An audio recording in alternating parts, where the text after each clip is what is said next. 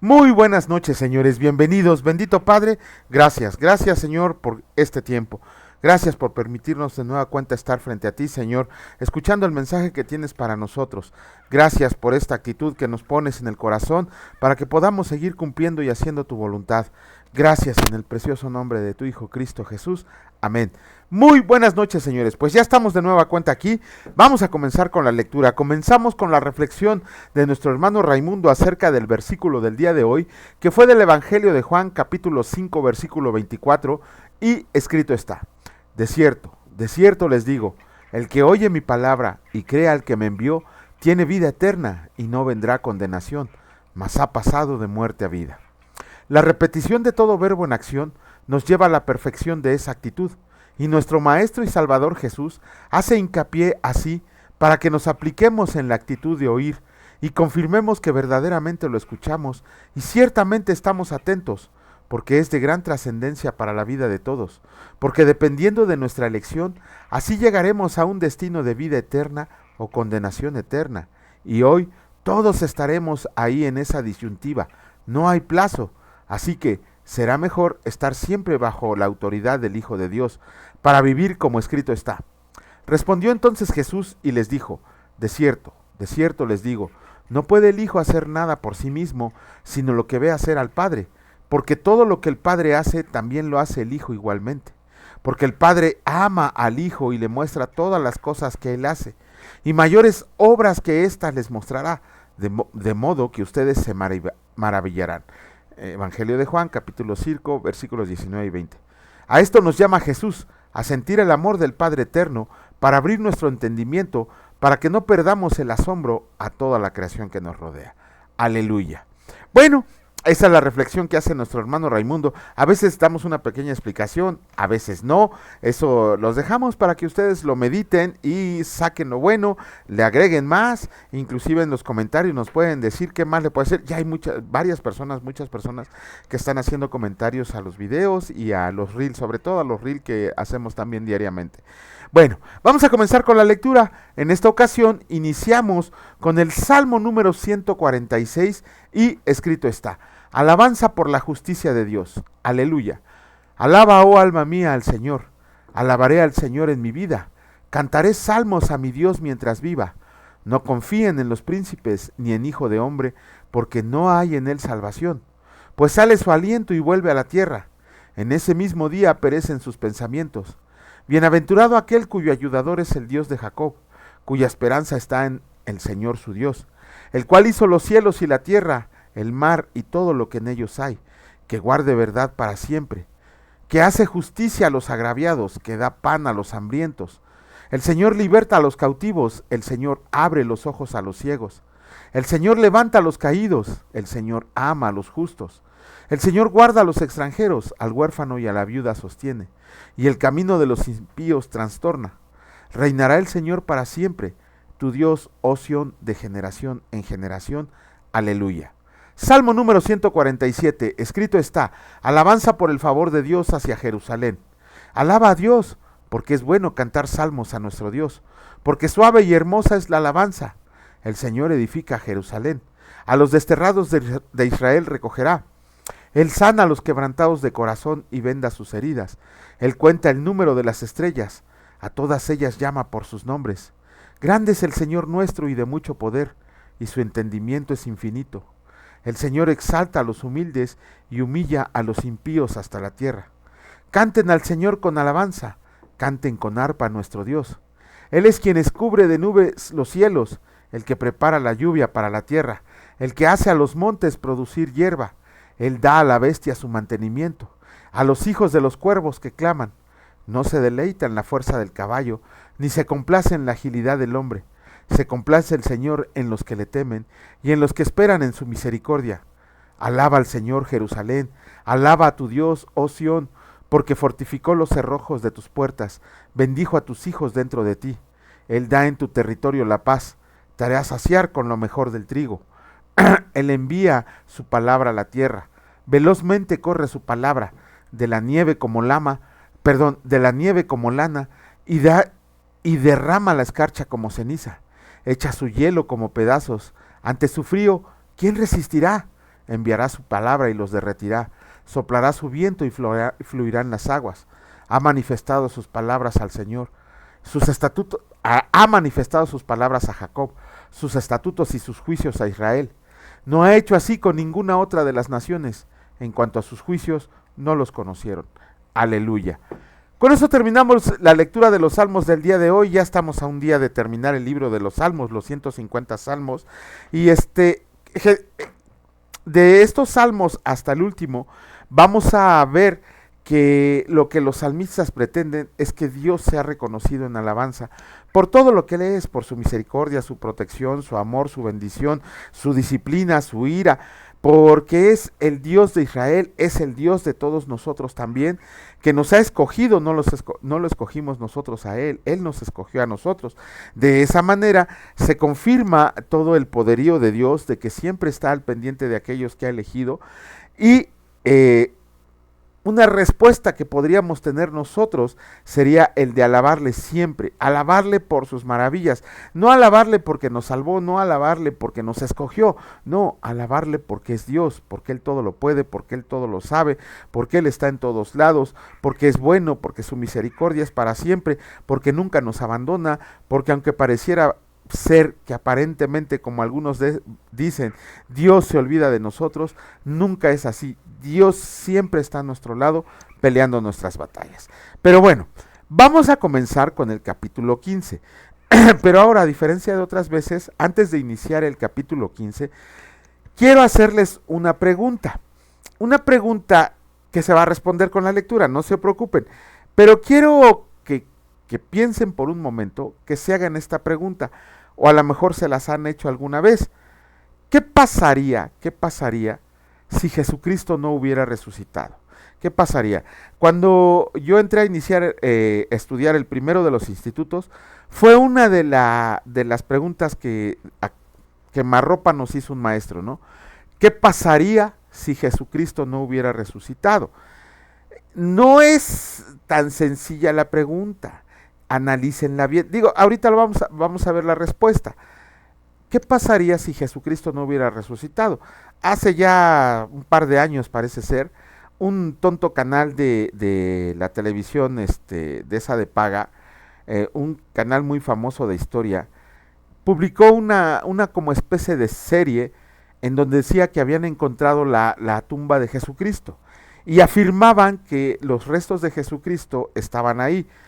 Obviamente fue una verdadera, y discúlpenme la expresión, pero causa mucho dolor y mucho enojo esto, fue una verdadera estupidez, porque las personas eruditos que participaron en ese programa, en realidad no eran ni tan eruditos y no eran creyentes. Se supone que lo hicieron para que se tomara de un modo objetivo acerca de esa supuesta tumba donde encontraron los restos de Jesucristo. Y no solo los restos de Jesucristo, también se llenaban la boca de decir que además estaban los restos de María Magdalena y que además estaban los restos de la familia de Jesucristo. Cuando verdaderos eruditos se dedicaron a estudiar el origen, la transmisión, o sea, todas estas salvajadas que dijeron en ese programa, se descartó de manera casi inmediata que esa fuera la tumba de Jesucristo, porque no fue un estudio objetivo, sino que fue un estudio mañosamente preparado para engañar a la gente en el sentido de que se habían encontrado los huesos de Jesucristo y que por lo tanto no había resucitado. Fue una total y cruel mentira que se fabricaron para poder engañar a la gente y desviar a la gente del conocimiento y los caminos de Dios. Búsquenlo por ahí, debe de estar en YouTube todavía, o ya no la han sacado, porque lo que hicieron fue una verdadera ofensa a las personas que creemos en Dios, pero afortunadamente hubo eruditos, hubo arqueólogos, hubo personas historiadoras que se dedicaron a desmentir tal burrada. Y se desmintió totalmente. De hecho, el canal se lavó las manos diciendo, no, pues yo nomás transmití lo que dijeron los eruditos. Pero de eruditos no tenían absolutamente nada, porque no conocían a totalidad no solo la palabra de Dios, sino la historia de esos tiempos. Cuando los verdaderos eruditos, científicos, arqueólogos e historiadores desmintieron todo eso, ya no hubo ninguna una respuesta de este canal, sino que simple y sencillamente se quedaron calladitos porque así se veían más bonitos. Pero sí hubo mucha gente, inclusive con dolor tengo que reconocer que hubo muchos hermanos cristianos en la fe que se tambaleó su conocimiento porque pensaban que era cierto que se había descubierto la tumba de Jesucristo.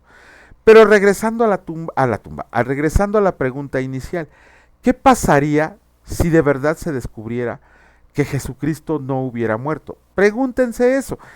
Y ahorita que se lo están preguntando, y traten de dar una respuesta rápida, para que veamos qué es lo que hubiera pasado.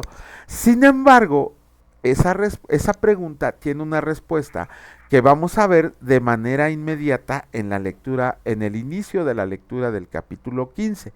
Y comenzamos. Capítulo 15 de la primera carta a los Corintios, escrito está: la resurrección de los muertos. Además les declaro, hermanos, el evangelio que les he predicado, el cual también recibieron, en el cual también perseveran, por el cual asimismo, si retienen la palabra que les predico, son salvos si no creyeron en vano. Porque primeramente les he enseñado lo que asimismo recibí, que Cristo murió por nuestros pecados conforme a las Escrituras, y que fue sepultado y que resucitó al tercer día conforme a las Escrituras, y que apareció a Cefas y después a los 12. Después apareció a más de 500 hermanos a la vez, de los cuales muchos viven aún, y otros ya duermen. Después apareció a Jacobo, después a todos los apóstoles, y al último de todos, como a un abortivo, me apareció a mí, porque yo soy el más pequeño de los apóstoles, que no soy digno de ser llamado apóstol, porque perseguía la iglesia de Dios. Pero por la gracia de Dios soy lo que soy, y su gracia no ha sido en vano para conmigo. Antes he trabajado más que todos ellos, pero no yo, sino la gracia de Dios conmigo. Porque o sea yo, o sean ellos, así predicamos y así han creído. Pero si se predica de Cristo que resucitó de los muertos, ¿cómo dicen algunos entre ustedes que no hay resurrección de muertos? Porque si no hay resurrección de muertos, tampoco Cristo resucitó. Y si Cristo no resucitó, vana es entonces nuestra predicación, vana es también su fe. Y si somos hallados falsos testigos de Dios, porque hemos testificado de Dios que Él resucitó a Cristo, al cual no resucitó, si en verdad los muertos no resucitan, porque si los muertos no resucitan, tampoco Cristo resucitó. Y si Cristo no resucitó, vana es su fe. Aún están en sus pecados, entonces también los que durmieron con Cristo perecieron. Si en esta vida solamente esperamos en Cristo, somos los más dignos de conmiseración de todos los hombres. Mas ahora Cristo ha resucitado de los muertos, primicias de los que durmieron es hecho. Porque cuanto la muerte entró por un hombre, también por un hombre la resurrección de los muertos. Porque así como Adán todos mueren, también en Cristo todos serán vivificados. Pero cada uno en su debido orden. Cristo las primicias, luego los que son de Cristo en su venida, luego el fin, cuando entregue el reino al Dios y Padre, cuando haya suprimido todo dominio, toda autoridad y potencia. Porque preciso es que Él reine hasta que haya puesto a todos sus enemigos debajo de sus pies, y el postrer enemigo que será destruido es la muerte. Porque todas las cosas las sujetó debajo de sus pies, y cuando dice que todas las cosas han sido sujetadas a Él, claramente se exceptúa, permítanme un momento, claramente se exceptúa aquel que sujetó a Él todas las cosas. Pero luego, que todas las cosas le están sujetas, entonces también el Hijo mismo se sujetará al que le sujetó a Él todas las cosas, para que Dios sea en todo y en todos. Bueno, vamos a comenzar por partes. Vemos aquí, al inicio de los versículos 1 al 11, esto se le conoce como el credo de Pablo, el primer credo que existió. Vemos que existe el credo niceno, el credo vaticano, el credo no sé qué. Pero el primer credo que existió, el primer credo que se reconoció como tal por todos los eruditos bíblicos, es el credo de Pablo, que está aquí en el capítulo 15, versículos 1 al 11. ¿Por qué? Porque Pablo está afirmando que él recibió esto y lo tiene que enseñar. Ajá. Además, este credo es una confirmación de la resurrección de Cristo, porque no solo se le apareció a los apóstoles, sino se le apareció a más de 500 hermanos, y después se le apareció a Jacobo, y por último, y dice, y aquí tenemos que poner mucha atención, porque dice, al último de todos, como a un abortivo, me apareció a mí. En este versículo 8 dice Pablo que es al último al que se le apareció Cristo resucitado. De hecho, él dice, yo no soy digno de ser llamado apóstol, pero dice que por la gracia de Dios se convirtió en apóstol, porque dice, pero por la gracia de Dios soy lo que soy. Ajá. Dice Pablo, la gracia de Dios está conmigo. Por eso Pablo, lo vamos a ver de aquí en adelante, que en sus cartas primero se identificó como siervo de Cristo, pero ya después se va a identificar como apóstol de Cristo. ¿Por qué? Porque fue Cristo quien lo designó personalmente cuando se le apareció en el camino a Damasco, como lo leímos en el libro de Hechos. No hay ninguna duda, Pablo lo afirma, pero Pablo dice, al último de todos. Por eso señalábamos hace poco que los apóstoles ya no existen. Como tal, se señalan los 12 apóstoles que fueron aquí en la palabra de Dios. Ya no existen. En el sentido técnico, recuerden que les enseñamos que la palabra apóstol significa enviado, y al ser enviados todos a predicar la palabra, todos somos apóstoles, pero tomando el significado literal de la palabra apóstol, que es ¿cómo se llama? Mensajero o enviado. Pero Pablo lo afirma muy bien. Al último de todos se me apareció a mí. Después de que se le apareció a Pablo, no hay un registro en la palabra de Dios que se le haya aparecido a nadie más aquí en la tierra, porque porque todavía falta leer el último libro, que fue el último que se escribió por ahí del año 90 después de Cristo, que fue la revelación a Juan, pero a él se le apareció en el cielo y en visión, y a Pablo se le apareció en vivo y a todo color. Por eso es una muestra más de que Pablo sí es apóstol, de que Pablo es el último de los apóstoles, Pablo es el último al cual se le apareció a Jesucristo. Y todos aquellos que afirman o dicen que Jesucristo se les ha aparecido, pues que Dios los perdone, porque están diciendo mentiras. La palabra de Dios no registra ninguna aparición más en vivo y a todo color de nuestro Señor Jesucristo. Lo veremos cuando venga venciendo a sus enemigos, arrasando con sus enemigos, y que venga a restaurar su reino milenial. Pero bueno, regresando a la pregunta que les hicimos antes de comenzar la lectura, ¿qué hubiera pasado o qué pasaría si Jesucristo no hubiera resucitado? Generalmente nosotros decimos, no, pues de todas maneras yo creería en él, no, pues eso no cambia nada porque Jesucristo sigue siendo el Hijo de Dios, sigue siendo el Salvador. Muchas preguntas de esa naturaleza y de ese tipo. De hecho, la pregunta que cuando a mí me hicieron la pregunta, yo respondí, bueno, es que eso no cambia nada mi fe porque yo sigo creyendo en el Señor y Salvador y todo eso. Sin embargo, Pablo nos da la respuesta bien clara de qué hubiera pasado si Jesucristo no hubiera resucitado. Dice Pablo, dice en el versículo 14, si Cristo no resucitó, vana es entonces nuestra predicación y vana también es nuestra fe. Y además somos hallados falsos testigos de Dios, porque testificamos que Él resucitó a Cristo y Él no resucitó si en verdad los muertos no resucitan.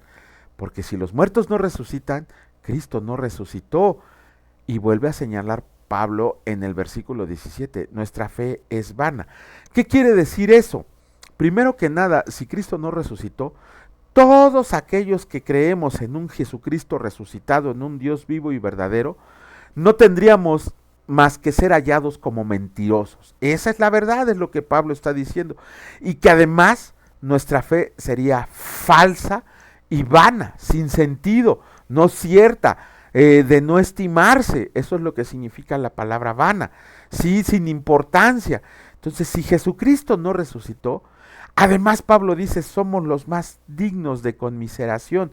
En el versículo 19 dice, si en esta vida solamente esperamos en Cristo, somos los más dignos de conmiseración de todos los hombres. ¿Qué significa esto? Somos los más dignos de lástima, somos los más dignos de burla, somos los más dignos de sentir pena ajena por nosotros. Eso es lo que hubiera pasado si Jesucristo no hubiera resucitado. Sin embargo, hay mucha evidencia histórica, extrabíblica y sobre todo bíblica de que nuestro Señor y Salvador, nuestro Dios Padre Todopoderoso, el que es Señor sobre todas las cosas, el que es Dios sobre todas las cosas, es un Señor que resucitó venciendo a la muerte, sentándose a la diestra de Dios en su lugar y dándonos la salvación por ese sacrificio y mostrándonos que cada uno de nosotros resucitará para recibir un cuerpo glorificado y estemos en él a su diestra. ¿Cómo se demuestra que Jesucristo resucitó? Bueno, aquí Pablo dice, se le apareció a los 12, se le apareció a Cefas, se les apareció a los apóstoles, se le apareció a más de 500 personas, se le apareció a 40, inclusive dice la palabra, se le apareció a Jacobo y además se le apareció a Pablo. Si nosotros creemos en la palabra de Dios, como debe de ser, que es nuestro canon de vida, no tenemos que tener ninguna duda acerca de que Jesucristo resucitó. Sin embargo, si hay personas, bueno, tú crees lo que dice la Biblia, pero ¿qué pasa si te enfrentas a alguien que dice no creer en la palabra de Dios y que por lo tanto él dice que el mito de que Jesucristo resucitó es solo una mentira? Pues por eso existen aquellas personas que conforme, y siempre se los voy a estar repitiendo, que conforme a lo que dice la primera carta de Pedro, versículo 3, capítulo 15, sino santificad a Dios en su corazón, presentando defensa de su fe, con mansedumbre y reverencia, a todo aquel que les demande razón de la esperanza que hay en ustedes. ¿Qué quiere decir eso? Que nos tenemos que preparar para presentar defensa de estas preguntas que nos hacen los inconversos. Y además, como lo vamos a leer en la segunda carta a los Corintios, capítulo 10, versículo 6, donde dice, derribando argumentos y toda altivez que se levanta en contra del conocimiento del Hijo de Dios, sujetando todos nuestros pensamientos a la obediencia a Cristo. Y esos son dos que para mí son canon, para mí son una regla, para mí es un mandato que recibí del Señor, el de prepararme para presentar defensa de mi fe. Si hay alguno que no quiere dedicarse a eso y que su llamado es al evangelismo, su llamado es a pastorear una iglesia, está bien, su llamado es de fe, está bien, no hay ningún problema, pero hay quienes somos llamados a dedicarnos a la enseñanza y a presentar defensa de la fe. Entonces, ¿cómo se demuestra que Jesucristo resucitó? Extrabíblicamente, hay muchos argumentos, hay 5 hechos mínimos de Michael Molina. Sí es Michael Molina, no, estoy confundiendo con un abogado. Se me acaba de olvidar el nombre. Michael, no me acuerdo cómo, no, el apellido de este cuate. Michael Cortés, no recuerdo, pero él escribió un artículo titulado Los 5 hechos mínimos que demuestran la resurrección de Jesucristo. El primero de ellos es obviamente que extrabíblicamente hay autores que confirman que los apóstoles vieron a Jesucristo. Uno de los argumentos más fuertes que hay es el testimonio, es el llamado testimonio de lo vergonzoso. Vamos a suponer que nosotros tenemos un ídolo, un artista, por así decirlo, un personaje relevante, y nos dedicamos a investigar sobre él y escribimos un libro. ¿Qué vamos a escribir de ese libro? Pues puras cosas buenas. Rara va a ser la vez que escribamos una cosa mala o que cometió un error esta persona.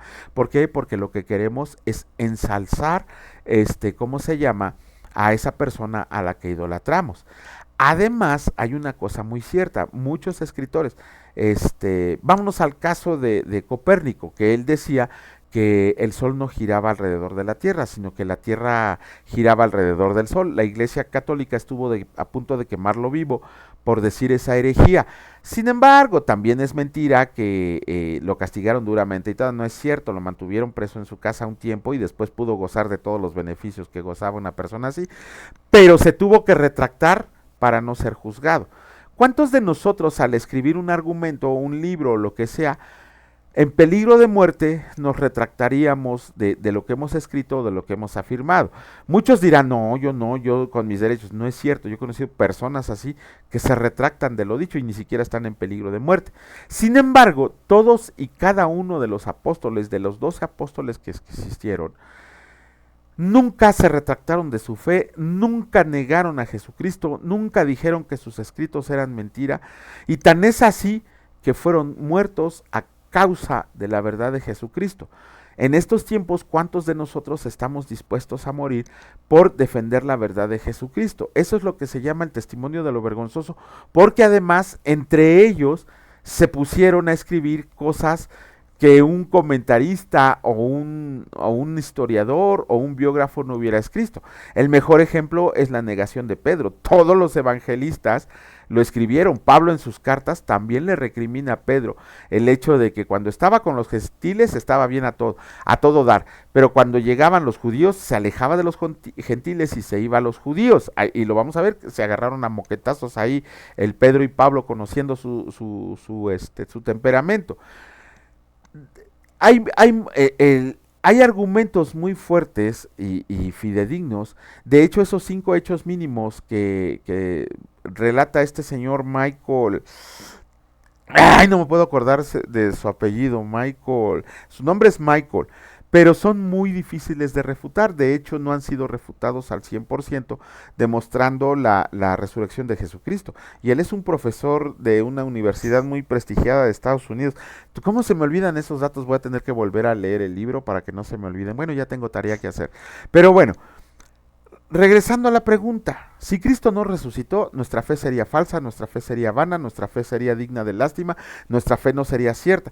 Sin embargo, la resurrección de Jesucristo es un hecho histórico que hasta el día de hoy nadie ha podido demostrar con creces que Jesucristo no resucitó, por más que lo han intentado. Por ahí hay un abogaducho peruano, ni siquiera es teólogo, ni siquiera es historiador, ni siquiera es arqueólogo, que escribió un libro contando que Jesucristo no resucitó. Por supuesto que es un hijo del diablo pretendiendo hacer más hijos del diablo.